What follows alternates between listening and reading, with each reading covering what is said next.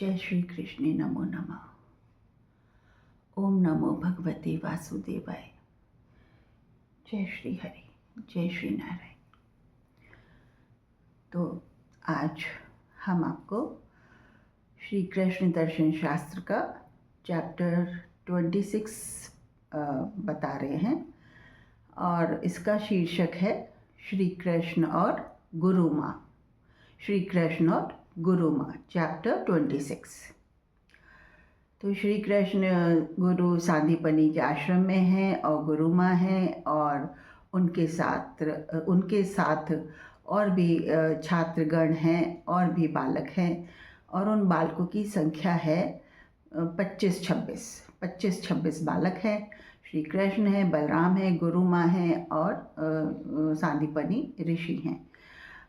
उनके सानिध्य में ही वो पढ़ते हैं, समझते हैं, लिखते हैं और जो भी ज्ञान प्राप्त करते हैं, जो भी विद्या सीखते हैं, वो उनको ऋषि सांदीपनी ही सिखाते हैं।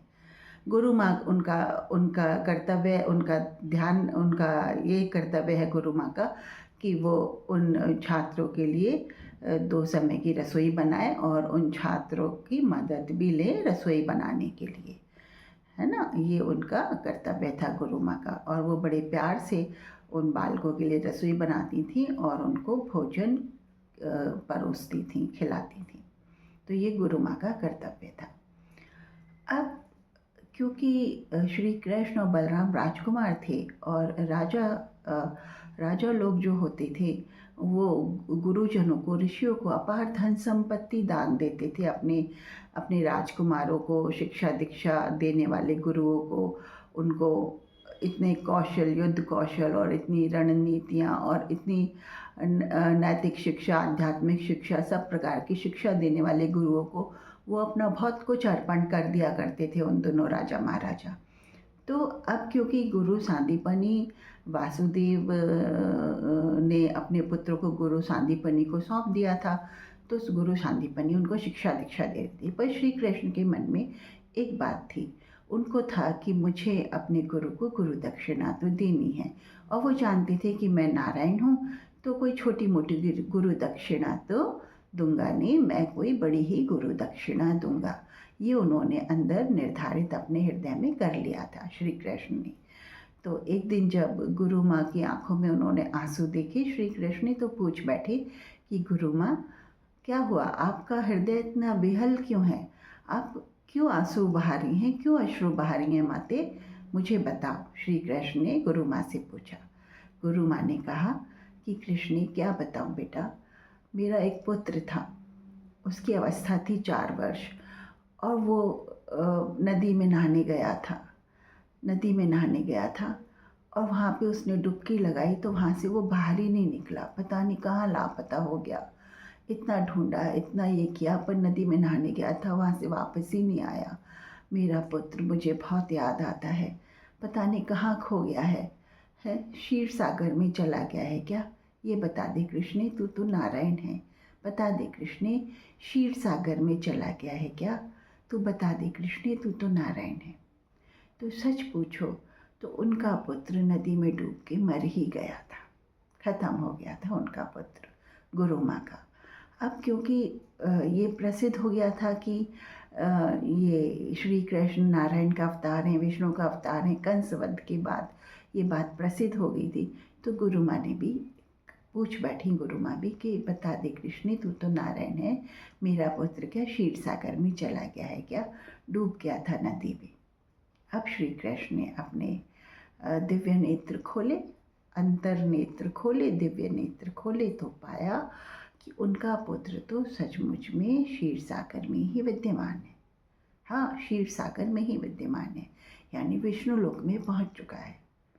तो अब क्या किया जाए है। गुरु माँ ने कहा है कि मेरा पुत्र कहाँ चला गया, क्षीर सागर में चला गया। अब जब क्षीर सागर विष्णु लोक में चला गया है तो विष्णु लोक से लाकर क्या इनके पुत्र को इनको सौंप सकता हूँ।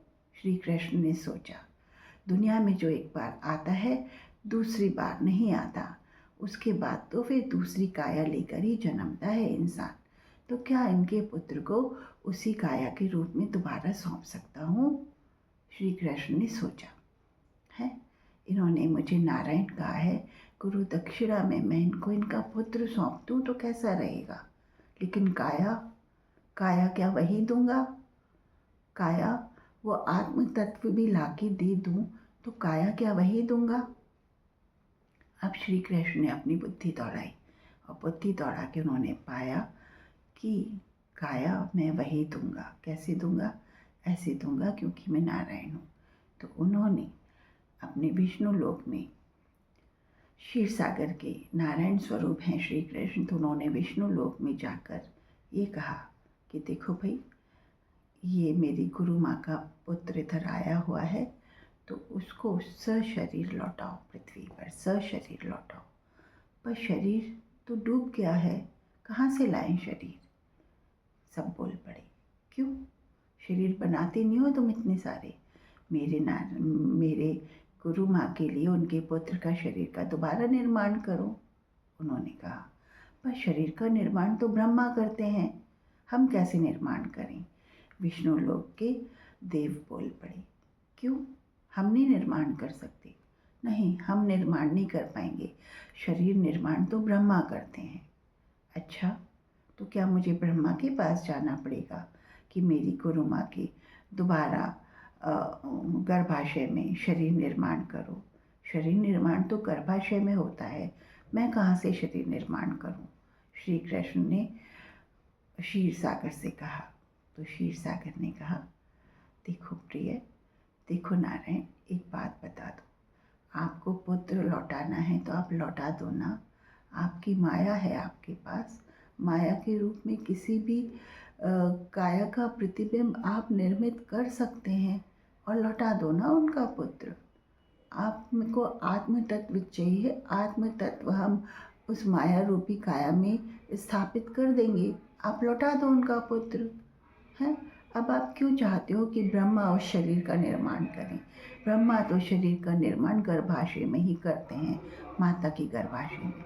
आप अपनी माया से बनाइए माटी का पुतला, आप अपनी माया से माटी का पुतला अपनी माया से बनाइए और उसमें वो आत्म तत्व स्थापित कर दीजिए जो उनके पुत्र का है। तो श्री कृष्ण ने ऐसा ही किया था। उन्होंने एक रेत का पुतला बनाया और उसमें उस आत्म तत्व को स्थापित कर दिया जो उनके पुत्र का आत्म तत्व था। विष्णु लोक से लाके उस आत्म तत्व को उस पुतले में स्थापित कर दिया और उसको स्थापित करते ही उसमें प्राण आ गए। उनका पुत्र बिल्कुल पुत्र सदृश बन गया उस वक्त, जो उस आयु का होगा। और उन्होंने उस पुत्र को लाके उनकी माँ को सौंप दिया, अपनी गुरु माँ को सौंप दिया। और गुरु सांदीपनी से कहा कि गुरु जी, ये मेरी तरफ से आपकी गुरु दक्षिणा है, आप रखिए। तो जो श्री कृष्ण ने गुरु दक्षिणा अपने गुरु सांदीपनी को दी, ऐसी गुरु दक्षिणा कोई किसी को नहीं दे सकता। दे सकता है क्या? ये बताओ, नहीं दे सकता।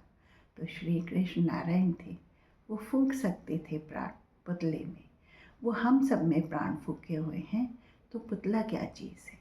उन्होंने ब्रह्मा से वो काया नहीं बनवाई, वो काया माटी से निर्मित करी और उसमें आत्म तत्व स्थापित कर दिया। बस प्राण आ गए और वो आत्म दर्शन जो उन्होंने उस प्राण को दिए, उससे वो पुतला सजीव हो गया। बस ये बात है। तो ऐसे कृष्ण ने अपनी गुरु माँ का संताप हरा, अपनी गुरु माँ की व्यथा हरी और अपने गुरु और गुरु माँ को अपनी गुरु दक्षिणा दी। तो ये थी श्री कृष्ण और गुरु माँ और उनकी गुरु से संबंध। तो आप विश्वास करेंगे इन सब चीज़ों पे? क्यों नहीं करेंगे? करना तो पड़ेगा। अभी तक करते आए हैं कितनी सारी कहानियों पे, तो इस कहानी पर विश्वास क्यों नहीं करेंगे?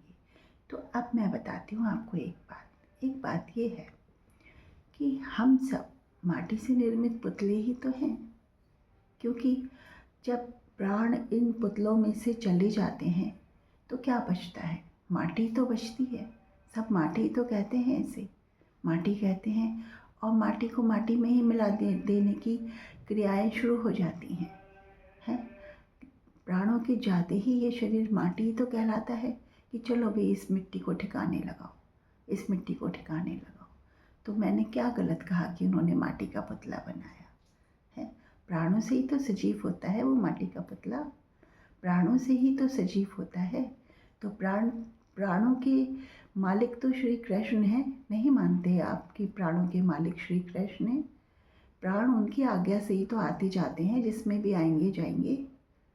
तो प्राणों के मालिक श्री कृष्ण को प्रणाम करें और उनको सदा अपने प्राणों के लिए प्रणाम करें कि आपके प्राण वो बनाए रखते हैं, संजोए रखते हैं इस पुतले में। आप जानते हैं ना, ये पुतला ही है। तो ये बात है।